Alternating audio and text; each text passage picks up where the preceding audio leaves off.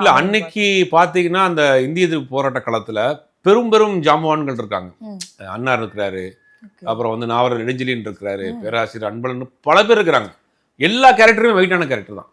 எல்லாமே தனித்தனியா ஸ்கோர் பண்ணிருப்பாங்க. அந்த ராஜேந்திரன் ஒரு கேரக்டர் தான் இவர் பண்றாரு. அவர் தான் என்ன பண்றாருன்னா கடைசியில் என்ன பண்றாருன்னா தூக்க மாத்திரையை சாப்பிட்டு உடம்புக்கு தீ வச்சுக்கிறாரு, தன்னைத்தானே மாய்த்துக்கிறாரு.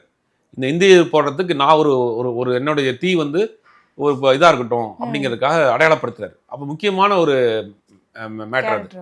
அந்த கேரக்டர் தான் சிவகார்த்திகேயன் பண்றாரு. மிச்சம் எல்லாருமே வந்து எழுத்து போராட்டம், ஆர்ப்பாட்டம்ங்கிற மாதிரியான விஷயங்கள் பண்ணியிருக்காங்க. இது என்னன்னா 50 காலகட்டங்கள் நடந்த கதைனால இந்த டயலாக் எப்படி இவங்க கன்வே பண்ண போறாங்கன்னு தெரியல. ஒருவேளை அந்த மாதிரியான டயலாக் கொஞ்சம் செந்தமிழ் அப்படி இப்படி கொண்டு போறாங்களா, இல்ல அதை கலோக்கியலா கொண்டு போறாங்களா அப்படிங்கிறது தெரியல. ரொம்ப முக்கியமான ஒரு படம். ஏன்னா நீங்க கேட்ட மாதிரி அந்த கேரக்டர் ரவி மோகனா இருக்கட்டும், அதர்வாவா இருக்கட்டும், எல்லா கேரக்டருமே ஒரு லெஜெண்டா வாழ்ந்தவங்க.